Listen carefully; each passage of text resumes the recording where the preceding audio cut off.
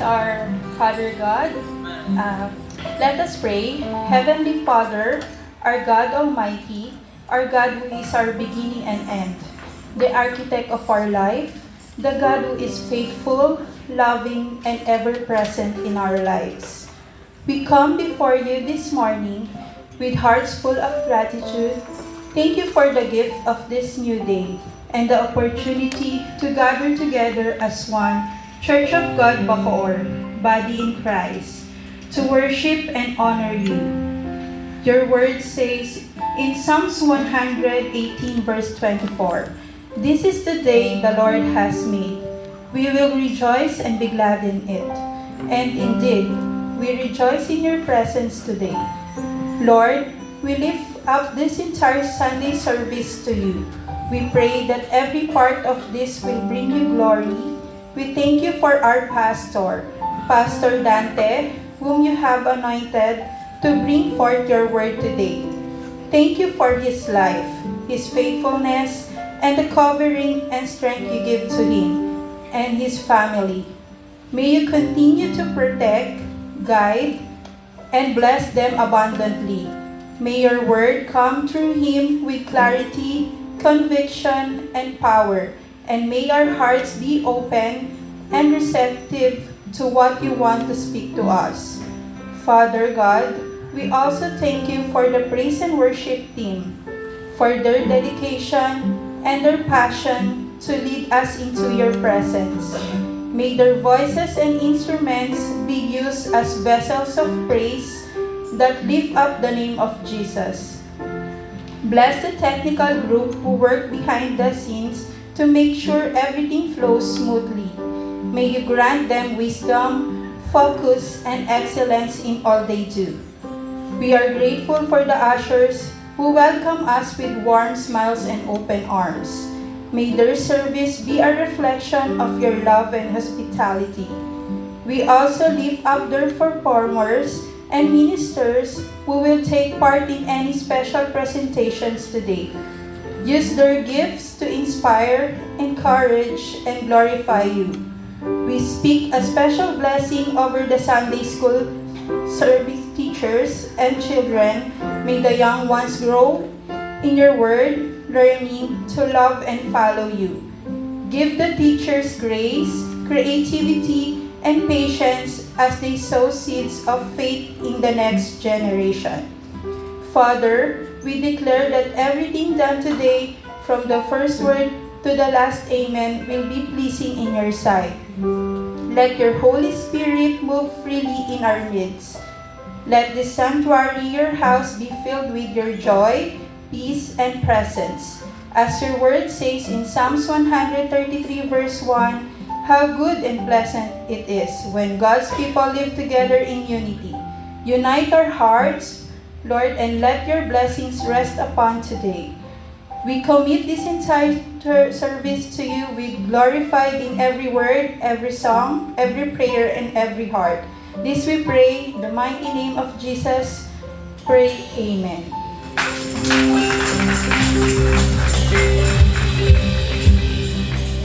Amen! Isang magandang umaga po sa ating lahat. Iniyan nyo noon po ang mga katabi ninyo. Batiin nyo ng magandang umaga. Batiin nyo, good morning! Yes! This is the day that the Lord has made. And we should be happy singing to the Lord. Amen!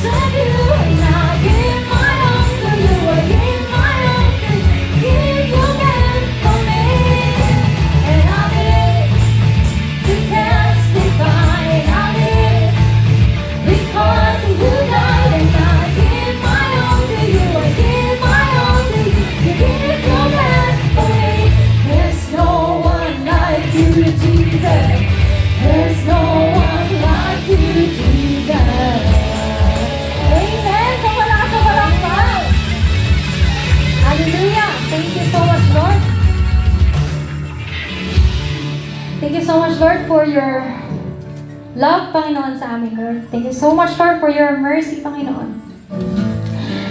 For all of the things, Panginoon, na ginawa mo sa aming buhay. Maraming salamat, Panginoon. At sa araw na ito, Panginoon, na nandito kami, Panginoon, para sumamba sa inyo, Panginoon. Lord, we thank you, Panginoon.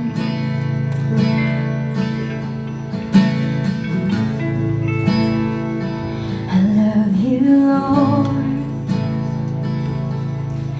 for your mercy never fails me.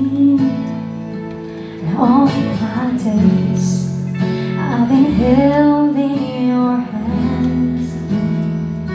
From the moment that I wake up until I lay my head, oh, I will sing of the goodness of God. And all my life you have been faithful. All my life you have been so, so good. With every breath that I am able, oh, I will sing of the goodness of God. Love your voice. You have led me through the fire, darkest night. You were close like no other. I've known you as a father, I've known you as a friend, and I have lived in the goodness of God. Yeah. And all my life you have been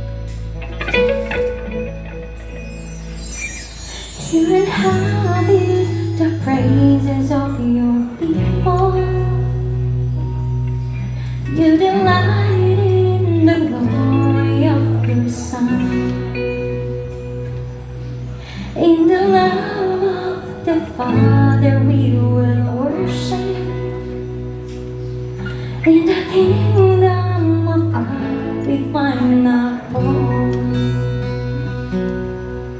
The wonder of your love will break the chains that bind us.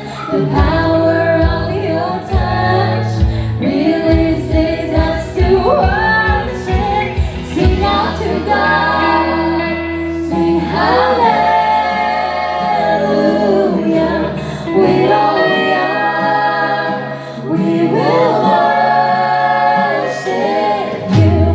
Holy is your name, holy is your name, oh God.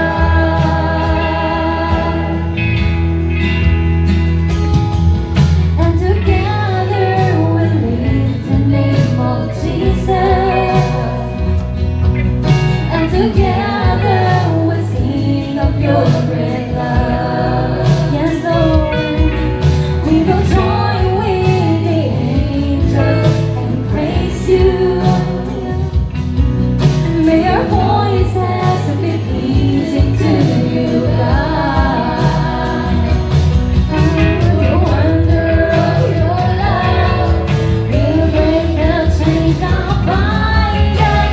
The power of your touch releases us to worship. Sing out to God, sing hallelujah. With all we are, we will worship you. Holy is your name, holy is your name. Sing out to God, sing hallelujah. With all we are, we will worship you. Holy is your name, holy is your name, oh God.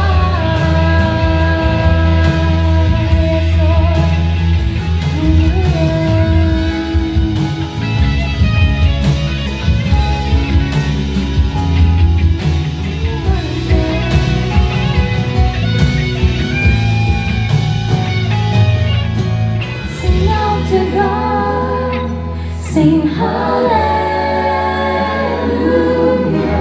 With all we are, we will worship you.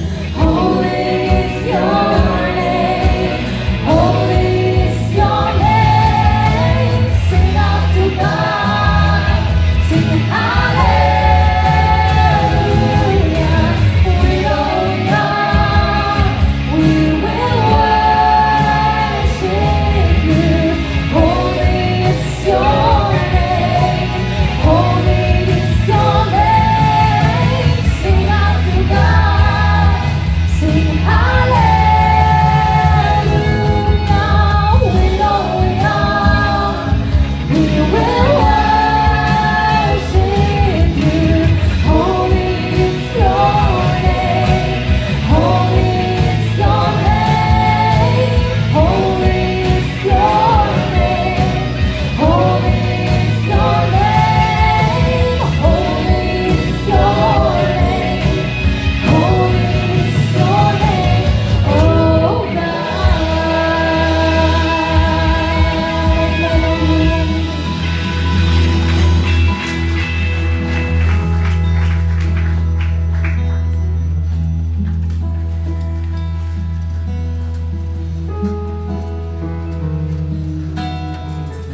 Tayo po ay yumuko at manalangin para sa ating offering.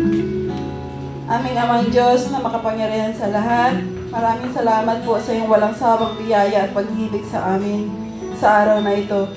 Iniaalay po namin sa iyo ang aming mga handog na may kagalakan sa aming puso bilang pagkilala na ikaw ang pinagpula ng lahat ng aming tinatamasa. Lord God, itinataas namin na ang bawat sentimong balilikom ay magamit ng may karunungan, katapatan at may layuning magpalawak ng iyong kaharian. Basbasan mo po ang mga namamahala ng salapi, bigyan mo sila ng malinis na puso, karunungan, kaalaman, upang magamit ito sa tama at naaayon sa iyong kalooban. Pagpalain mo po ang bawat pusong bukas palad at tapat sa pagbibigay. Ibalik mo po sa kanila ang higit pa sa kanilang inaasahan sa anyo ng kasiyahan, kagalingan, proteksyon at higit sa lahat, mas malalim na relasyon sa iyo. Panginoon, itinatagubilin din po namin ang mga negosyo at trabaho na iyong ipinagkatiwala sa amin. Ibigay mo po ang kasaganaan, katatagan at karunungan upang patuloy naming mapaglingkuran ka sa aming mga gawain. Ingatan mo po ang aming mga pinaghirapan at gamitin mo kami bilang daluyan ng pagpapala sa iba. Sa 2 Korinto 9:7, ang bawat isa dapat magbigay ayon sa kanyang pasya, maluwag na sa loob at hindi napipilitan lamang, sapagkat iniibig ng Diyos ang nagbibigay ng may kagalakan. Purihin ka, Ama, ang Panginoon ng iglesyang ito, ang Diyos ng bayang Israel, sapagkat ikaw lamang ang gumagawa ng mga kahangahangang bagay. Maraming salamat po. Ito pong aming nagkakaisang panalangin sa ngalan ng Ama at ng Anak, ang Panginoong Yeshua at ng Santong Espiritu. Amen and Amen. Life is an altar where I want to offer my soul and my mind and strength. Blessed by your mercy to live a life worthy of the one who called my name.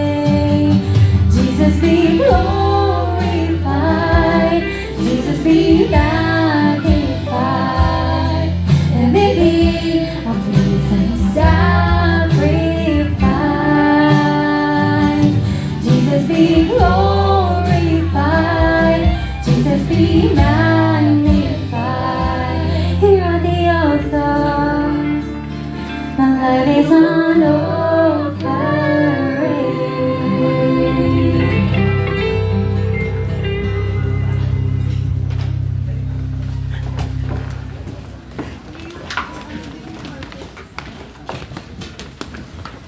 Yung carpet din po. Yung carpet. Kaya hindi yung carpet. Yung carpet.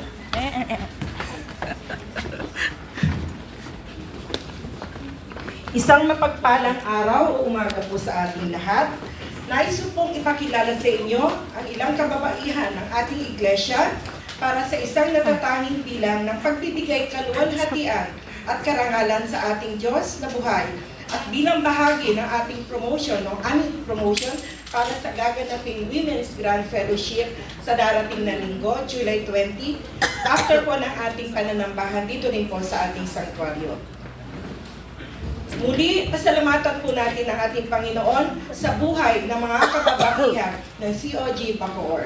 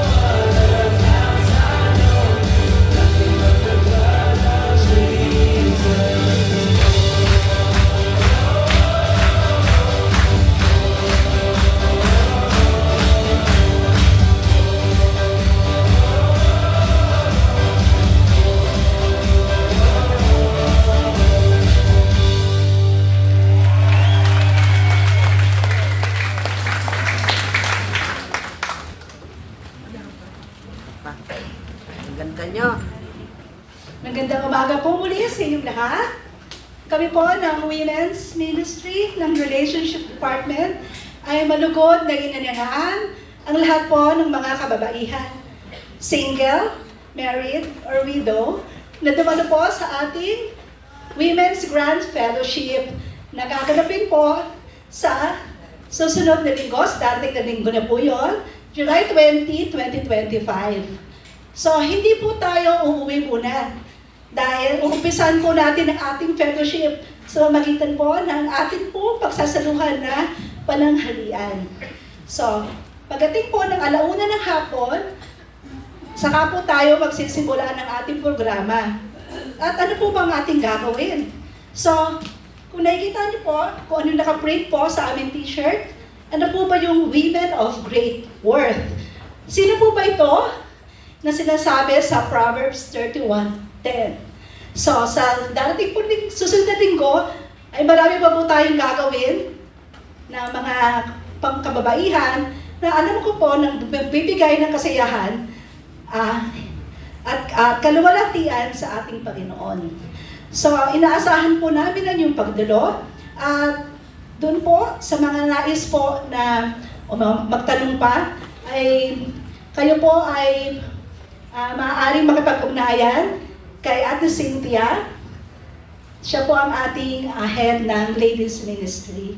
So, see you po on Sunday. God bless.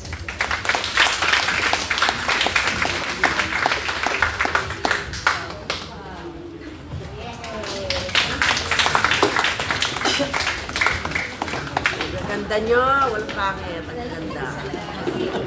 Ganda. Cute.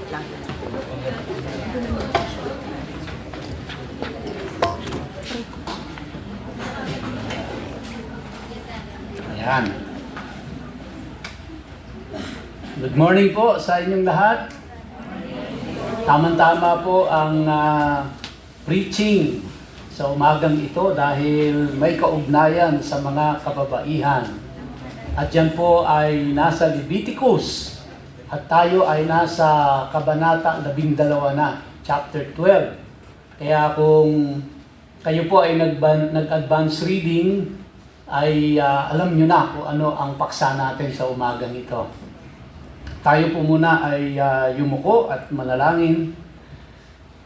Aming Ama at aming Diyos, kami po ay sama-samang buong pusong nagpapakumbaba sa iyong harapan sa mga oras na ito. At kinikilala po namin ang iyong kapangyarihan, ang iyong kabanalan, kung kaya kami pong lahat ay nagpapasakop sa iyo. At hinihiling po namin, Ama, na bigyan mo po kami ng kaliwanagan sa amin pong paksang tatalakayin sa umagang ito, sa Leviticus chapter 12. Gabayan mo po kaming lahat, O Diyos. Tulungan mo po ako na ito ay aking maideliver, maipaliwanag ng maayos, at ganoon din po ang aking mga kapatiran na tagapakinig sa umagang ito. Sa iyo po ang lahat ng papuri, pagsamba at pagdakila, sa pangalan ni Yeshua, ito po ang aming sama-samang panalangin. Amen and Amen. Leviticus, sige po, palakpakan natin ng Panginoon. Yan.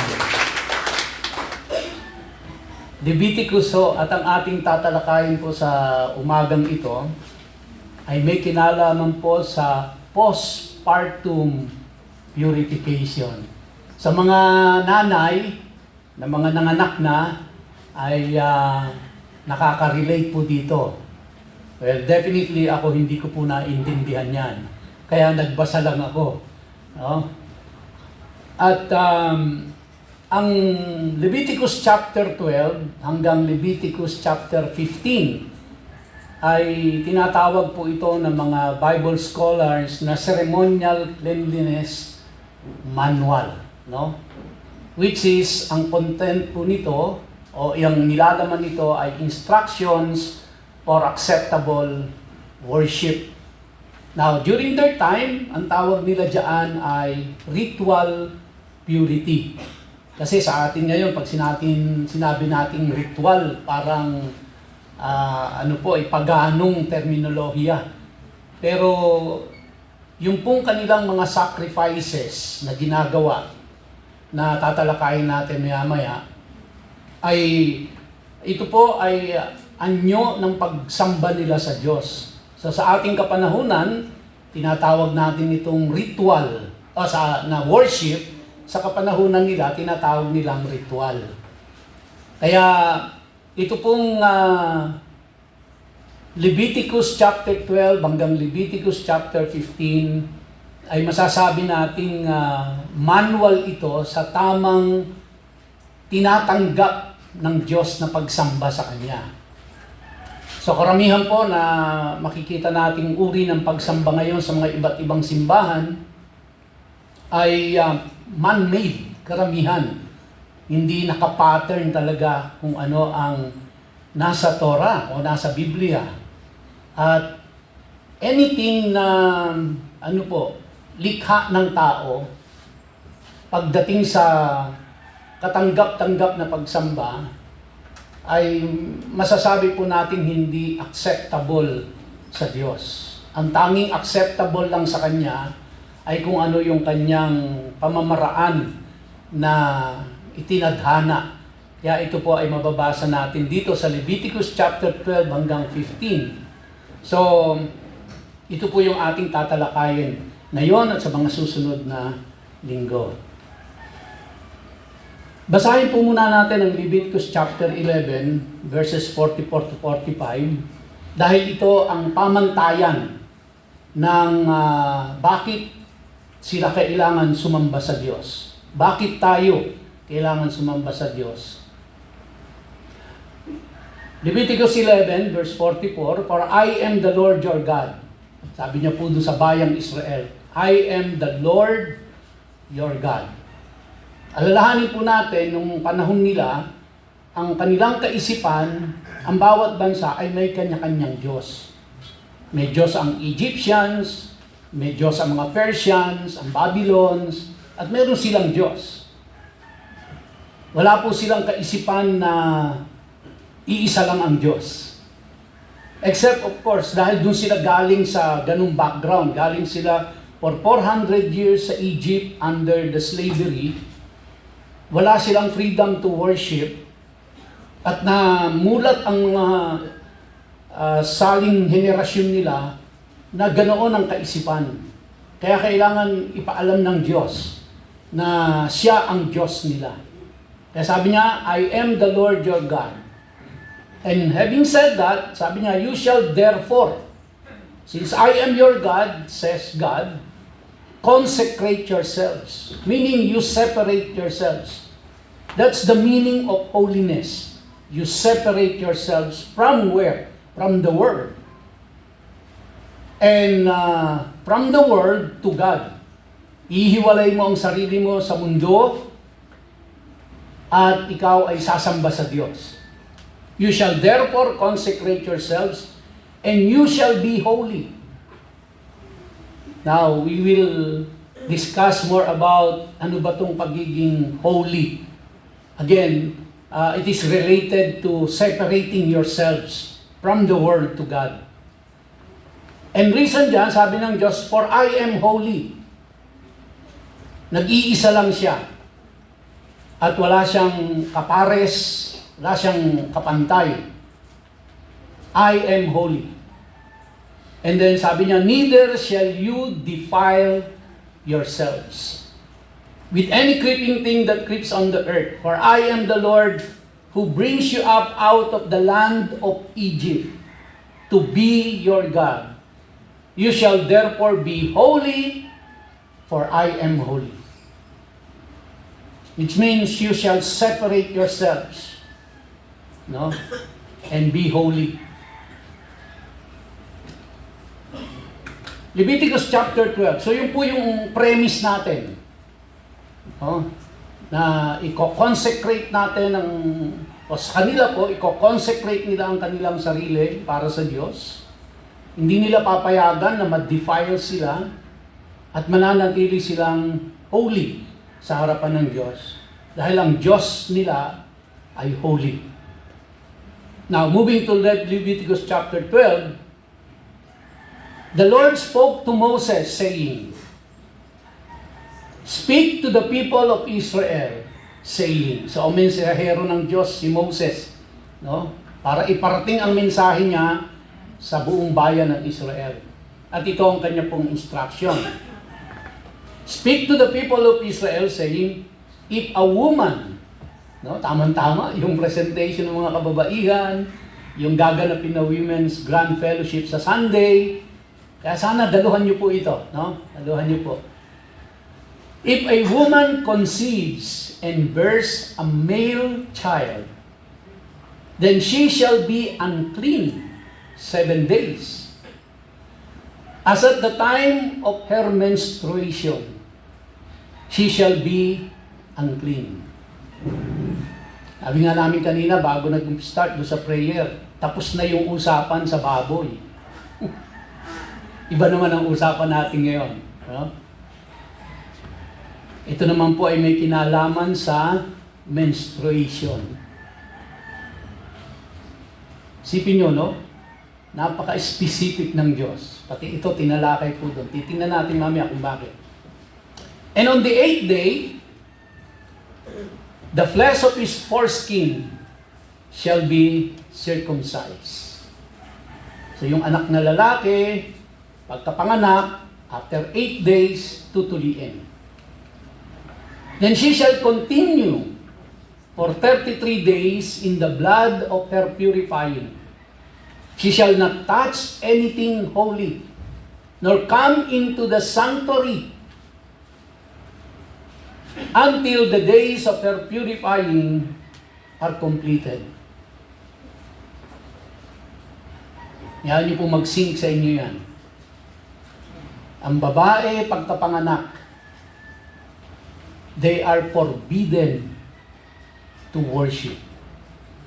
Wow! But if she bears a female child, then she shall be unclean 2 weeks, as in her menstruation. And she shall continue in the blood of her purifying for 66 days. And when the days of her purifying are completed, whether for a son or for a daughter, she shall bring to the priest at the entrance of the tent of meeting a lamb a year old for a burnt offering, and a pigeon or a turtle dove for a sin offering. And he shall offer it before the Lord. The priest shall offer it before the Lord and make atonement for her. Then she shall be clean from the flow of her blood. This is the law for her who bears a child, either male or female. Last verse. And if she cannot afford a lamb, then she shall take 2 turtle doves or 2 pigeons, one for a burnt offering and the other for a sin offering. And the priest shall make atonement for her, and she shall be clean. Kanina po ay binanggit ko na ito ay may kinalaman sa ritual purity, which is, sabi ko na nga, in our modern terms ngayon, siya ay worship, yung ritual purity. So they must be pure before they can worship the Lord. Now, may encounter ho tayong iba't ibang mga terminologies dito. Very common ito all throughout. At ito po ay yung clean, yung pure, yung unclean, yung impure, and even yung defile. Which, initially, sa tingin natin, pare-parehas lang naman siya. Saying the same words with iba't ibang words, pero isa ang meaning. Katulad po nung clean and pure, or unclean and impure. Parang sa atin, isa lang ang ibig sabihin nun. And very interesting din yung salita pong defile, no? So, tingnan natin yung mga distinction kasi hindi po siya parehas. Hindi po parehas yung clean at saka pure. Hindi po parehas yung unclean at saka impure. Hindi parehas yung impure sa defile. Yung clean po is a natural state. We have been discussing that several weeks ago na we started doon po sa state of cleanness. While yung pure ay results po from avoiding unclean contact. Kung yung clean is a natural state, yung pure po ay result siya from avoiding unclean contact. While yung impure arises from contact with something unclean. Okay, so ibig sabihin, pag ikaw ay clean and you come in contact with something unclean, then you become impure. And when that happens, you defile yourself. Which means, you lost the holiness of ritual purity. So if you start as clean and then you come in contact with something unclean, then you become unclean. And then now you are unclean, therefore you defile yourself, which means you are not allowed anymore to participate in ritual purity, in ritual or in worship. Okay? Sundan niyo po ako? So you start as clean, and then you come in contact with unclean, then you are now unclean. And because now you are unclean, you defile yourself. And because now you defile yourself, you are not allowed to participate in worship. Sundan niyo po ako? So, kaya clean and unclean, pure and impure, don't mean exactly the same thing. So, to make it clear, pure is the result of avoiding contact and union with unclean things. While impure is the result of coming into contact and union with unclean things. So, example po, when someone contracts a disease, they do not become that disease. Kumbaga, kung ikaw ay nagkaroon ka ng, ikaw ay malinis, nagkaroon ka ng contact sa isang buluto na may bulutong, ikaw ay magkakabulutong pero hindi ka naging bulutong. Naintindihan niyo po? So, kaya kung wala kang sakit, wala kang bulutong, na nahawahan ka ng may bulutong, then nagkabulutong ka, pero hindi ka naging bulutong. Naintindihan niyo po? Naka-infect ka, nagkasakit ka.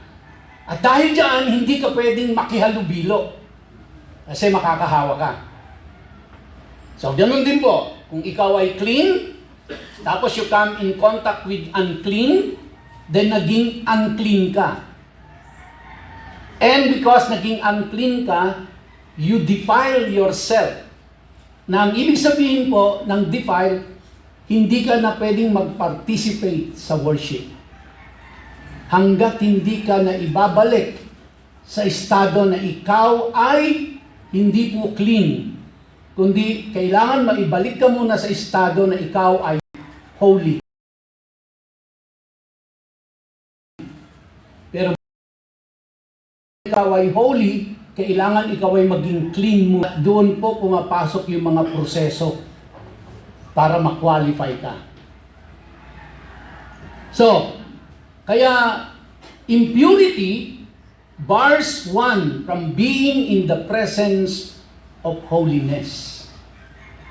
So pag kung ikaw ay clean at ikaw ay pure, you come in contact with unclean, then now you are unclean and you are impure and you defile yourself, and because of that, you are not allowed to participate in worship.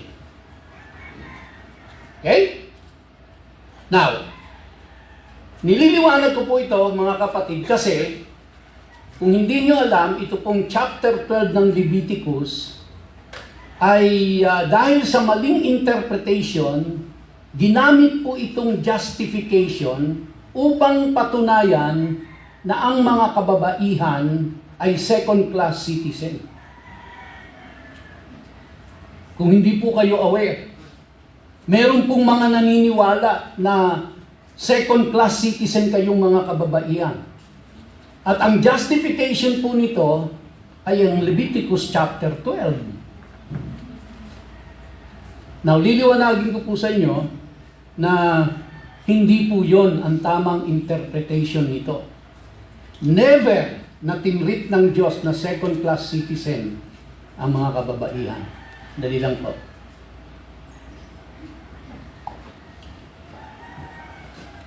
Kaya makikita nyo kung paano binabaluktot yung scripture. No? Now, in verse 2, mababasa po natin sa Leviticus chapter 12, in verse 2, sandali lang po. Ang sabi diyan, "Speak to the people of Israel, saying, if a woman conceives and bears a male child," nagbuntes, ang kanyang ipinagbubuntes ay lalaki. Then sabi ng Diyos, "Then she shall be unclean 7 days." Ang Diyos po ang nagsabi nito, ha? She shall be unclean 7 days. So, kaya, kung susundan po natin yung patakaran nila sa ritual purity, dahil pagkapanganak ng babae, deklarado siyang unclean. Which means, hindi siya allowed to participate in worship. Dahil unclean siya. Dahil siya ay unclean, siya ay impure, then siya ay defiled, then therefore she cannot participate in worship. Dito makikita po natin mga kapatid yung sacrifice ng nanay. Kaya sila po ay protected ng Diyos, ang mga kababaihang ito. So, sundan niyo po ako. Very interesting po. No? Kaya, deklarado siya. 7 days. Sabi po dyan. And then, ito pong kondisyon niya ito, siya ay ritually impure.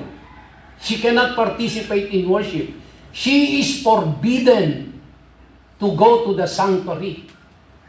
So, ilagay ho natin sa modern time natin ngayon, hindi ka papayagang magsimba pag bagong panganak ka. Pag nanganak ka ng whether babae or lalaki ang naging anak mo, magkaiba pa yung kondisyon doon. No? And then, this will last for 40 days. May dalawang stages po yung pagiging impure ng babaeng bagong panganak. Ang unang stage ay yung ikawalong araw. Yung first 7 days. Yun yung unang stage. Pagkatapos second stage would be from 8 hanggang maka 40 days ka. Sa lalaki yon. At makikita po natin yan sa verses 4 and 5. Basahin ko lang po sa inyo para maliwanag. And in verse 3, "And on the 8th day, the flesh of his foreskin shall be circumcised." Tutuliin yung kanyang naging anak na lalaki. Verse 4, then she shall continue for 33 days in the blood of her purifying. Second stage ng kanyang pagiging impure. Listen, ito po ang kondisyon. For 40 days, kapag lalaki ang anak, she shall not touch anything holy, nor come into the sanctuary until the days of her purifying are completed. So pag naka 40 days na, yun na yung katapusan. Pero pagkatapos po ng 40 days, dun magsisimula yung ritual. Para from unclean, magiging clean siya. And then pag clean na siya, may proseso po para maging holy siya. At pag na-complete na yung proseso na yon, dun pa lang siya ia-allow na magsimba. Wala siyang pwedeng hawakang holy. Loob at labas ng tahanan, naka-confine lang siya doon sa lugar. Forbidden siya sa lahat ng kanyang, kumbaga binabantayan siya na huwag niyang mahipo ang anumang banal dahil makokontaminate niya.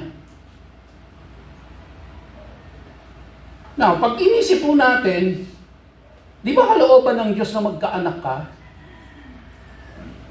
Eh bakit nung nanganak ka parang naging unclean ka? So ang issue ba ay yung panganganak? O meron pang iba? Kasi kung yun ang issue, ayoko na lang mag-anak, di ba? Sipin mo kung 8 naging anak mo, 8 beses kang naging impure. 8 beses kang hindi pwedeng pumunta sa sanctuary para sumamba. At alalahanin natin, mga kapatid, na ang church sa kanila o ang temple, sentro ng buhay nila yan. Hindi ko katulad sa kapanahunan natin ngayon. Ang pagsisimba ay parang isang parte lang ng buhay natin. Sa kanila po, hindi. Ang pagsisimba ay buhay nila. Kaya kapag nanganak ng babae, 40 days, tapos mag-undergo siya ng mga proseso bago siya maging clean. Doon lang siya magkakapagsimba. So, sabihin na po natin 40 days. Parang 40 days mo siyang tinanggalan ng buhay. Dahil ang pagsisimba sa kanila ay buhay nila yon. Sentro ng buhay nila yon. Tanggalin mo na ang lahat. Wag lang yon. Hindi tayo masyadong makarelate dyan. Kasi ang pagsisimba sa atin, una, tuwing linggo lang. Tapos ang pagsisimba sa atin, pwede natin hindi atinan, pwedeng umatin. Di ba? So ang pagsisimba sa atin, parang isang parte lang ng mahalagang parte ng buhay natin. Hindi po, sa kanila, yan ang pinakamahalagang parte ng buhay nila. Kaya kapag tinanggal mo sa kanila yan, para mo silang tinanggalan ng buhay. Hindi natin masyadong maintindihan yan sa ngayon. Kaya hindi natin masyadong maintindihan kung ano ang dinadanas ng babae na pagkapanganak niya ay hindi siya pwedeng magsimba. Ni hindi siya pwedeng humipo ng kahit anong bagay na consecrated para sa Diyos. And alam niyo po ba, kapag ikaw ay asawa ng priest, ni hindi ka pwedeng kumain nung pagkain ng priest. Pag bagong panganak ka, skyflakes ka lang. So, matindi po ang sakripisyo, na dinadanas dito ng babae. Hindi po biro ito sa panahon nila. Now, let's continue, mga kapatid. Kaya, may 2 stages. Pag lalaki ang naging anak, 7 days. No? Pagka babae ang naging anak, 14 days. Plus, yung sa lalaki po, 7 days for boys, 14 for girls. Sa second stage, 33 days for boys, 66 days for girls. Kaya kapag ang anak ay lalaki, total of 40 days. Kapag ang anak ay babae, total of 80 days. Na hindi ko po alam kung bakit. Kasi wala hong paliwanag sa Biblia. Wala ho kayo mababasang explanation kung bakit mas mahaba sa babae kaysa sa lalaki. Although marami pong nagbasa-basa rin ako, nag-research din ako kung bakit ganon? Ba't mas mahaba yung sa babae? Sangayon po sa aking nabasa, hindi ko alam kung totoo, Dr. Raisa Peña Cruz, pakikorek ako kung tama ang nabasa ko. Ang sabi po ng ilan, hindi po ng Biblia ha, sabi po, kaya daw mas mahaba ang sa babae, kasi daw po, kapag kapanganak ng nanay, no, nagkakaroon siya ng bleeding. No? Sa pagkaroon ng bleeding, yung bleeding daw po ay tinatawag na lochia. No? L-O-C-H-I-A, lochia, yung bleeding na yon. Yung po ay magkakaroon ng bleeding na mula sa bright red, tapos mayroon pang buo-buo. Pagkatapos ng bright red, ito po ay magiging kulay pinkish. Pagkatapos pag nagkulay pinkish na siya, magiging brownish. And then pagkatapos ng brownish, siya ay magiging yellow-white ang kulay nung kanyang bleeding na yon. Now, sang-ayon po sa nabasa ko, sa lalaki daw po kasi kapag ang anak ay lalaki, mas madali daw po yung parang healing process. Pag babae ang anak, mas mahaba ang healing process. I'm not sure, I don't know. Kasi walang explanation sa Bible. No? Kaya po gano'n. Another na reason daw, which again, it's not in the Bible. Ito po yung mga opinion ng mga tao. Para mahanapan nila ng paliwanag, bakit ba 40 days sa lalaki, 80 days sa babae? Kasi daw po, pag babae, dahil yung pong lalaki, hindi naman siya nagkakaroon ng menstruation. Yung anak na lalaki. Yung anak daw po na babae ay nagkakaroon ng, pagdating ng tamang panahon, magkakaroon din siya ng menstruation. Eh dahil baby pa lang siya, hindi naman siya magkakaroon ng menstruation, kaya parang binabayaran niya yung ina-advance niya na yung pong yung sa kanya, yung parang parang penalty. Kaya mahaba daw yung period. I don't know. Hindi ko alam. Pero yan po yung nakasalat sa Bible at hindi naman po in-explain sa atin sa Bible kung bakit ganoon. Alright? So, sa Leviticus chapter 12, we have a new mother, and upon childbirth, mother become ritually impure. Okay? So again, pag lalaki, 40 days, pag babae, 80 days, and scriptures gives no reason kung bakit ganoon. So ulitin ko lang po, pag lalaki, 7 days, and then sa stage 1, pag babae, 14 days. Sa stage 2 ng impurity nila, 33 days ang idadagdag sa lalaki, 66 days sa babae. So total of 40 and 80. Tama ba mathematics natin? 40 and 80. Ano ang cause ng impurity? Kasi naging impure siya eh. Di ba? Yun ang sabi ng binasa natin sa Leviticus chapter 12 eh. Now, this impurity is linked not on the childbirth, but it is linked to the discharge of blood, not the birth itself. Kaya, dito po, hindi why ang hahanapin natin ng kasagutan. Ang hahanapan po natin ng kasagutan ay which pattern. Remember? Kasi pag ang sinikap natin dito ay tanungin why, wala ho tayong makukuhang sagot. Unang-una, bakit 40 days, bakit 80 days? Wala ho tayong makikitang sagot niyan sa Biblia.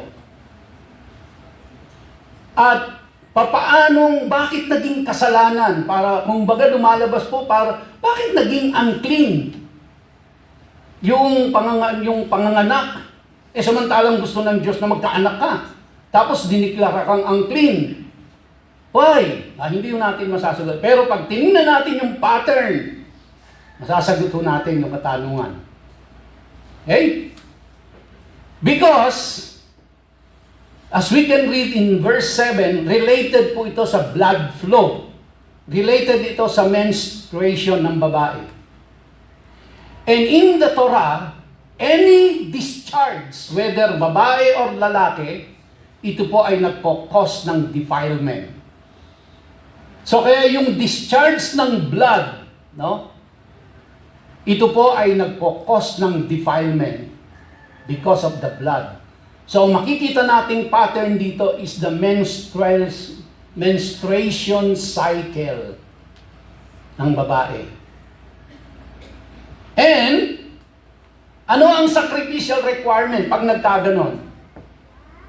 After impurity ends, mother must offer a burnt offering. Remember the ola? Pagkatapos po ng 40 days sa lalaki at 80 days sa babae, ang nanay ay maghahandog ng burnt offering. Para saan yung burnt offering? And kasama po dyan is the purification offering, which is the hataat. Remember? Now, lagi pong kaugnay ng burnt offering ay ang minka, which is the grain offering. Laging magkasama yun. So sa madaling salita, after 40 days or 80 days, ang babae po na nanganak ay meron 3 offering na ihahandog siya. The burnt offering, which is the ola, coupled with the minka, which is the grain offering, and plus the hataat as a purification offering. Okay? And then, ang purpose po niyan, kaya niya gagawin yan, is to regain the ritual purity and restore holiness. Kaya siya mag-undergo doon sa buong proseso na yun, mga kapatid, para nang sa ganon, makabalik siya sa simbahan at makasamba. No? At makasayaw ng blood of Jesus. Maka-attend ng Women's Grand Fellowship. Otherwise, hindi po siya allowed. And kaalinsabay nito yung anak, after 8 days, no, tutuliin yung anak. Bakit ba tinutuli? Remember, ang circumcision po sa kanila ito ay marka ng pakikipag-covenant nila sa Diyos. Kaya, ibig sabihin, yung bagong baby na lalaki ay tutuliin para makapasok siya sa Abrahamic covenant. Nanay ang may responsibilidad dyan. Kasama sa tungkulin niya yan. No? So, again, childbirth impurity is not of a serious nature. Kaya po, hindi why ang tamang approach sa ating pag-aaral, kundi anong pattern ang ipinapakita sa atin dito. And the pattern resembles menstrual cycle. Yun yung pattern, yung menstrual cycle. Dahil sabi po sa verse 7 ng chapter 12, and he, meaning the priest, shall offer it before the Lord, yung dala-dala niyang burnt offering, grain offering, at saka yung kanya pong hataat, no, purification offering, yung priest ang maghahandog nun, kaya sabi diyan, and he, the priest, shall offer it before the Lord and make atonement for her.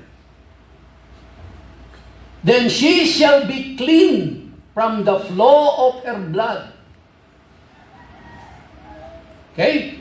Kasi nga po, yung babae meron siyang monthly period. And then kapag ka siya ay nanganak, after giving birth, nagkakaroon pa siya ng bleeding. Yung binanggit ko kanina na lokia. At dahil po doon, yung pattern na makikita natin dito, nakaugnay, bakit siya naging unclean, is pattern dun sa menstrual period or cycle.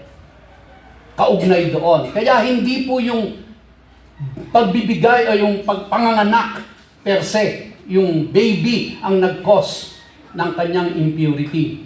So it is the flow of blood, not the new baby, which makes the mother unclean. So, yung anak po, isi-circumcise. Ito yung binabanggit ko kanina, yung last statement ko doon. Priest's wife could not eat food that had been offered as korban, as she could have normally eaten. Di ba yung mga inihahandog po ng mga tao, part of that meat, mapupunta dun sa priest, pagkain ng pamilya niya yon. Pag merong, yung babae po, pagka siya ay merong period, or nanganak, hindi siya allowed kumain nun. Okay? So, ano po yung mga sacrificial rituals for new mother? Una, yung ola, which is the burnt offering. Ano po ba yung ina-address nung ola? Remember, doon sa ating mga nakaraang pag-aaral, na hindi sila naghahandog nun para sila ay mapatawad sa kasalanan. Di ba? Wala pa pong ina-address na kasalanan diyan. Ang ina-address po ng ola ay yung sinful nature ng tao. Dahil dun po sa ating kaugnayang kay Eva at Kaadan na nagkasala, lahat po ng saling lahi ay meron na pong sinful nature. Kaya yung ola, ang ina-address po nun is the sinful nature. Hindi po yung behavioral sin, but it's the sinful nature. Yung minka, yung grain offering, parallel kasama po yan noong ola. It's always automatic, no? Para sa ano po yung hataat or the purification offering? Ang binanggit po dyan sa Bible ay para sa sin offering, which is, I believe, a wrong translation in English. Hindi po siya dapat sin offering, dapat siya purification offering. Bakit to? Kasi, hindi naman, nung nanganak ka, nagkasala ka. Tama ho ba? Hello? Kundi ang sinabi po, nung nanganak ka, ikaw ay unclean. Dahil ikaw ay unclean, kailangan kang i-purify. At para ikaw ay ma-purify, kailangan ng hataat offering. Okay? So, no sin is laid upon the new mother. So, kaya nga po, hindi ibig sabihin na siya ay clean, nanganak, naging unclean, na siya ay nagkasala. Okay? Kundi siya ay clean, nanganak, dineclare na unclean, kaya siya po ay kailangang i-purify. Pero dahil siya ay may sinful nature, kailangan i-address yun ng ola. Klaro po.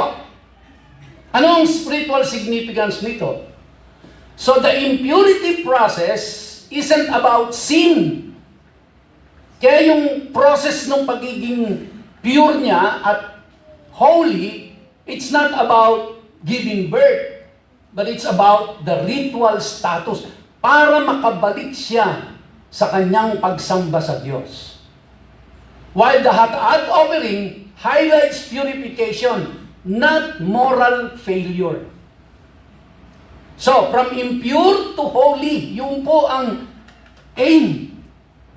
Kasi naging unclean siya sa kanyang panganganak because of the blood flow, which is related to menstruation, which is in the Torah, when a woman is having her period, she is declared unclean, not necessarily sinful. Siya ay unclean, which means because now she is impure, then she is now defiled, then she cannot participate in worship service. So therefore, para makapag-participate siya, kailangan dumaan siya dun sa proseso na yon para makabalik siya sa pagsamba. Yun po yung pinaka buong buod ng layunin kung bakit kailangan gawin yon. Now, yung process po from impure, which is, kaya ka naging impure dahil ikaw ay unclean, kailangan gawin ka munang clean. Okay? Then, after waiting period, ito po ang ginagawa ng babae. Pagkatapos ng 40 days o kaya pagkatapos ng 80 days, yung babae po ay dinadala doon sa mikba. Ano po yung mikba na yan? Sila po doon ay pinapaliguan. Hinuhugasan ng tubig. Okay? Hinuhugasan po sila ng tubig para maging clean sila. But not yet holy. Okay? So ngayon, clean ka na ngayon. Ano ang susunod na step? Kailangan gawin kang holy. Kasi kung clean ka lang, hindi ka pwedeng mag-participate pa rin sa worship. Kailangan maging holy ka muna. Paano ka magiging holy? Doon na po papasok yung burnt offering, yung minka, at yung hataat. Pag natapos na po lahat yung proseso na yon, then doon ka palang ia-allow na mag-participate sa worship. Ilan po yung 40 days? Mahigit 1 buwan. Now, remember, sa atin po ang worship natin linggo-linggo, every Sunday. Natandaan niyo yung pinag-aralan natin nung una? Kung kailan sila naghahandog sa Diyos? Araw-araw. Umaga at hapon. So for 40 days, you are not allowed to participate. Again, uulitin ko po sa inyo ha, walang dating sa atin yon. Kumbaga para sa atin, salamat, bakasyon ako. Sa kanila po, hindi. Tinanggalan mo ng buhay yon. Parang imagine nyo na lang, kunyari, kung empleyado ka, hindi ka papapasukin sa trabaho for 40 days nang walang sweldo. Gusto mo? Ha? Pag lalaki, anak mo. Pero pag babae, 80 days, no work, no pay. Oh, gusto niyo yon? Ha? Parang ganun ho yun, para lang maintindihan natin. Kasi kung i-relate natin sa pagsisimba natin ngayon, hindi tayo makaka-relate. Kasi nga minsan, okay lang sa atin hindi magsimba eh. Kahit 3 linggo tayo hindi umaattend, okay lang sa atin eh. Di ba? Huwag natin ikumpara doon. Kaya nga, ikumpara natin, kunyari po, sinabihan ka ng employer mo. Oh, 80 days, dahil bagong panganak ka, ano anak mo? Babae po, 80 days, hindi ka papasok, walang sweldo. Palagay ko, nasa Department of Labor and Employment ka. Idinidemanda mo yung kumpanya. Parang ganyan yan. Para lang maintindihan natin. And then, once natapos na yung proseso na yun, that's the only time that they can worship. You see, yan yung sacrifice ng nanay sa inyo, mga anak, kung kayo'y nabuhay sa panahon ni Moses.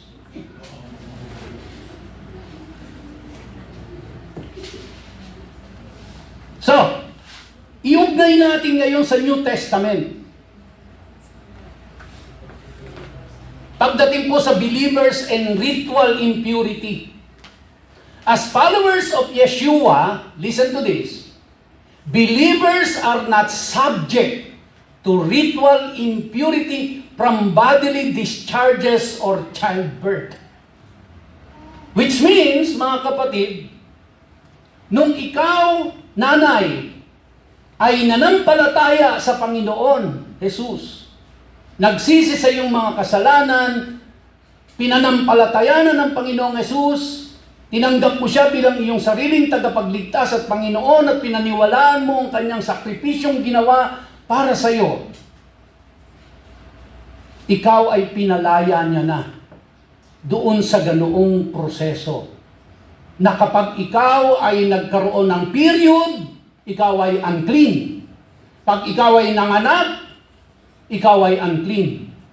Dahil sa Panginoong Jesucristo, mga kapatid, wala na po yung ganoong kondisyon. Kaya kahit na taon-taon manganak ka, walang pipigil sa iyo na magsimba. Kaya po, sabi diyan, Christ's atonement is eternal and continuous. Dahil sabi sa Hebrews chapter 10 verse 10, we have been made through the sacrifice once for all. So yung sacrifice ni Jesus Christ na yun, it covers everything.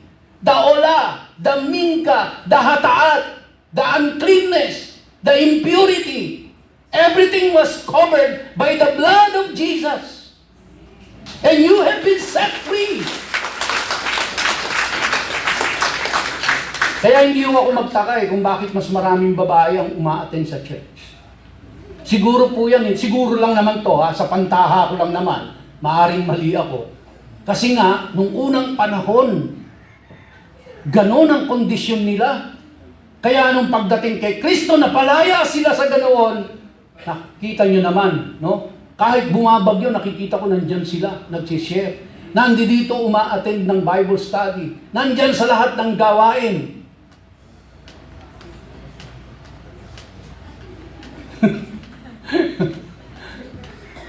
So, hindi nyo ba naaalala, mga kapatid, nung si Jesus Christ ay nakapako sa krus, at meron pong sundalong Romano na yung kanyang sibat ay itinusok sa tagiliran ni Jesus. Ano po ang sabi sa atin? Ang lumabas sa kanya ay tubig at dugo. Sa atin wala masyadong dating yan. Pero po doon sa mga nakasaksi noon ng mga Hudyo, alam nila kasi kung ano ibig sabihin ng tubig at dugo. Lalo na sa mga babae. Kasi bago sila madeklara na holy, bago sila madeklara na pure or clean, kailangan hugasan muna sila ng tubig. At para sila ay ma-atone, para po doon sa sinful nature nila ma-address, para ma-address po yung kanilang behavioral sin, then kailangan po ng blood sacrifice.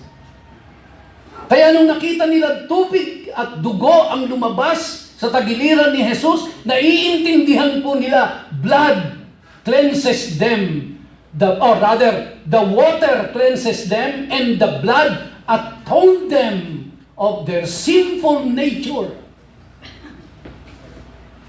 Yan po ang ibig sabihin sa kanila niyan, mga kapatid.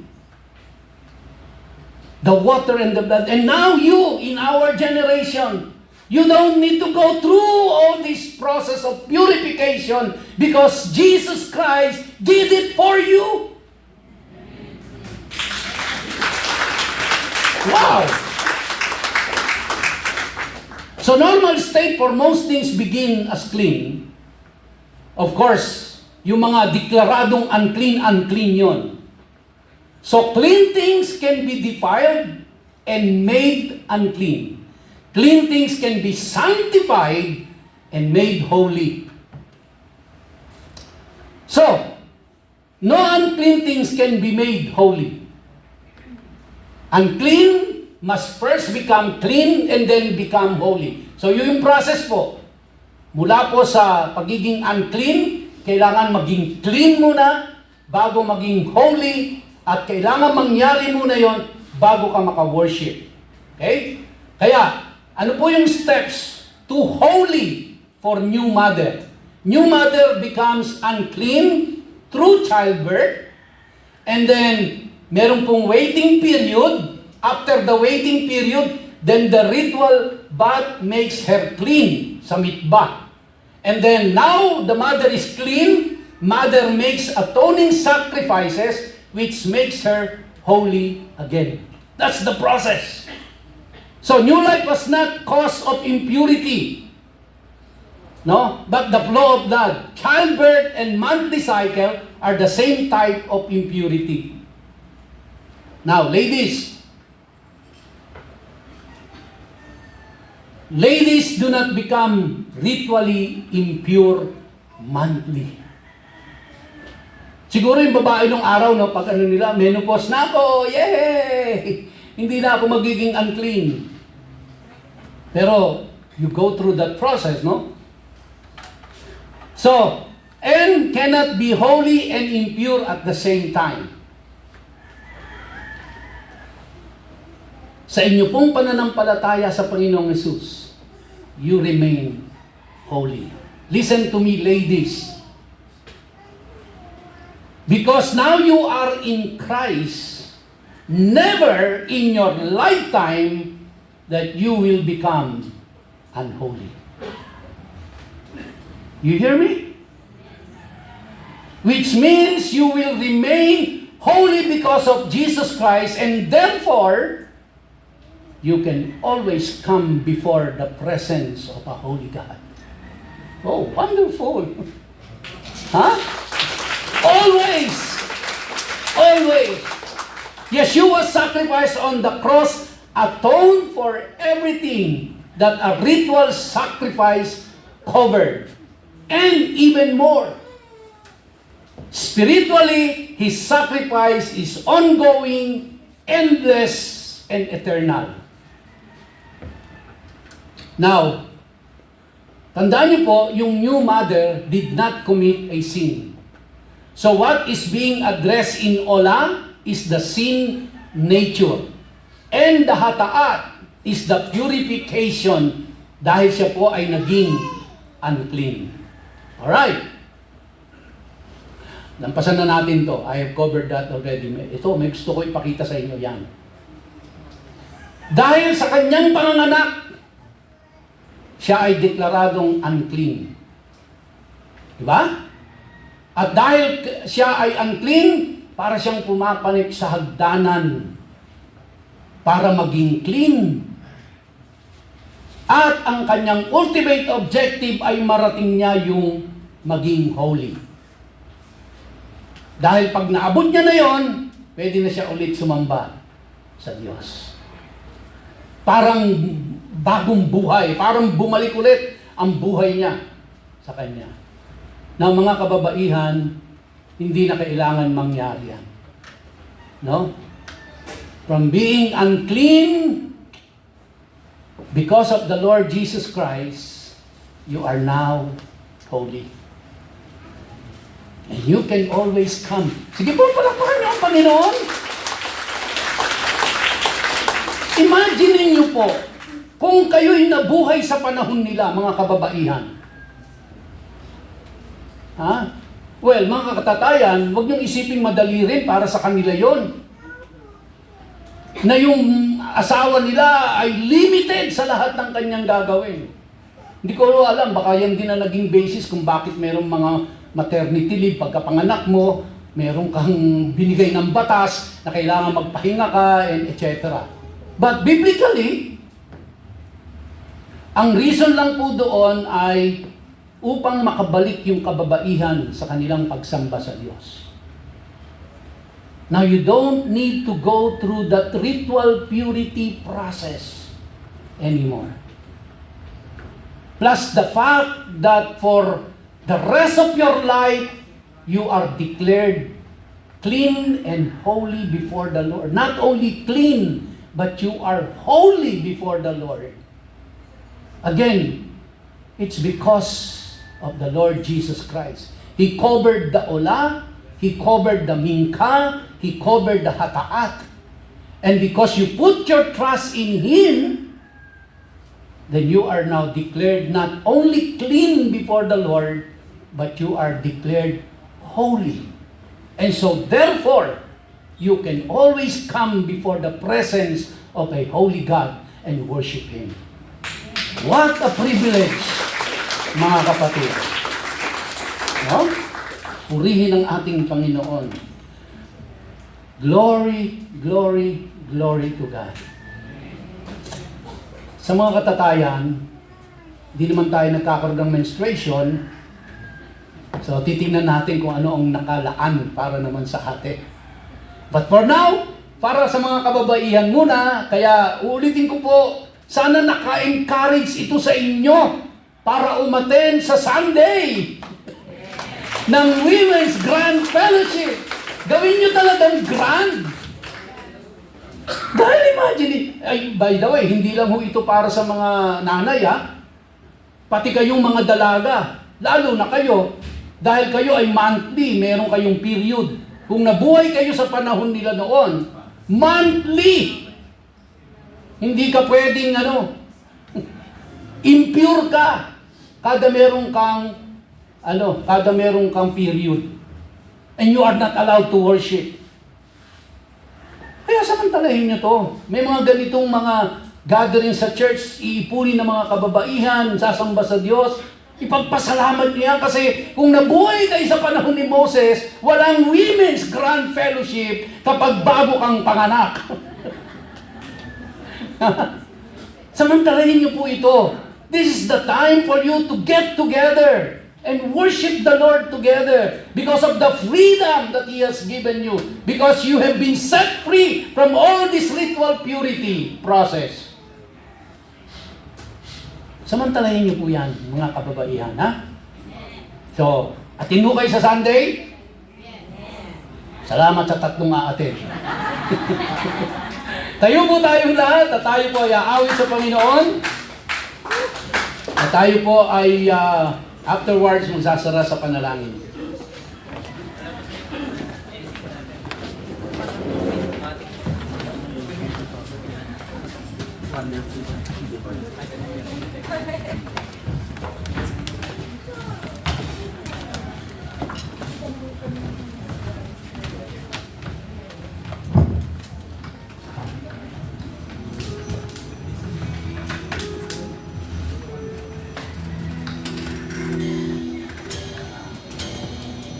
Tayo po minsan umawit pa sa Panginoon. Thank you, Lord, for your word, Panginoon. Salamat po, Panginoon. Salamat po, Panginoon, na kayo na po, Panginoon, ang naglinis sa amin, Panginoon, to be holy, Panginoon. Na kami po ay, Lord, kami mga babae, Panginoon, mga kababaihan, Panginoon, ay may laya, Panginoon, na magpuri sa iyo, Panginoon, kahit anong oras, Panginoon. Amen. Thank you so much, Lord, for that. You inhabit the praises of your people. You delight in the glory of your Son. In the love of the Father we will worship. In the kingdom of God we find our home. The wonder of your love will break the chains that bind us. The power of your touch releases us to worship. Sing out to God, sing hallelujah. Wait on we are, we will worship you. Holy is your name, holy is your name, oh God.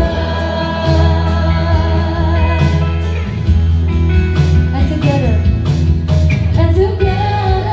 we'll lead the name of Jesus.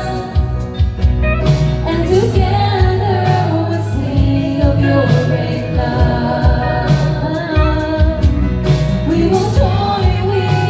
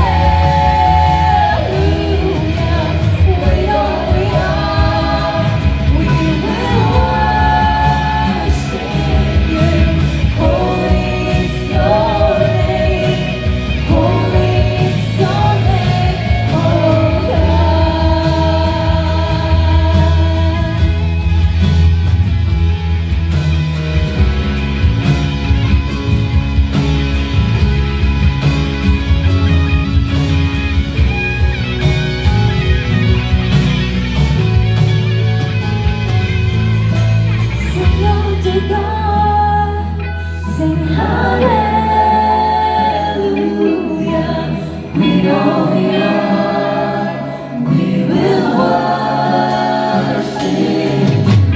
Holy is your name, holy is your name. Sing out to God, sing hallelujah. We know we are, we will worship you. Holy is your name, holy is your name. Sing out to God, sing hallelujah. We know we are, we will worship you. Holy is your name, holy is your name, holy is your name, holy is your name, holy is your name, holy is your name, oh God. Sa palakpak sa ating Panginoon. Thank you so much, Lord. Thank you, Lord.